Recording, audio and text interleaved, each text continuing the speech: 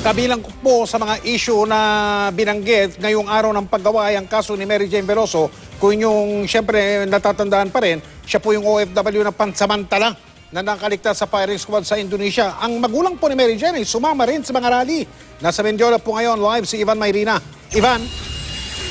Mike, sa pagsusunog ng effigy ni Pangulong Noynoy Aquino na may nakabalabal na watawat ng Amerika, sinimula ng mga militanteng grupo ang kanilang kilos protesta dito sa Mendiola.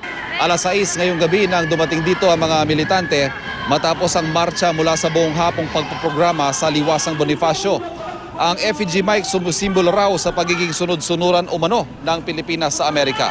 Tatlong malalaking issue na kinakaharap ng mga manggagawa ang sentro ng protesta ngayong araw ng paggawa. Una, ang panawagan para sa 16,000 pesos na buwanang minimum wage. Ikalawa, ang issue ng kontraktualisasyon o ang kawalan ng permanenteng trabaho at panghuli, ang labor export policy o yung kawalan ng oportunidad dito sa bansa.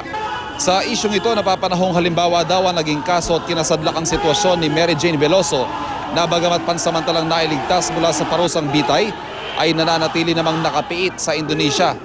Kasama sa kilos protesta ang buong pamilya ni Mary Jane na kanina lamang dumating sa bansa mula sa Indonesia. Si Mary Jane Veloso ay isang manggagawa rin. No? At manggagawang walang mahanap na trabaho sa Pilipinas at kailangang mangibang bayan at nalagay sa balag ang alanganin ng kanyang buhay dahil nga sa desperasyon na makahanap ng trabaho sa labas ng ating bansa. At hanggang sa mga sandali ito, Mike, ay nagpapatuloy ang programa ng mga militante dito sa Mendiola para sa ating mga motorista. Hindi pa rin po nadadaanan itong Mendiola at gayon din itong kanto ng Legarda at Recto. Nananatili naman nakabantay ang daan-daang pulis para panatilihin ang kapayapaan at katahimikan dito sa isinasagawang protesta ng mga militante ngayong Labor Day. Mike. Maraming salamat, Ivan Mayrina.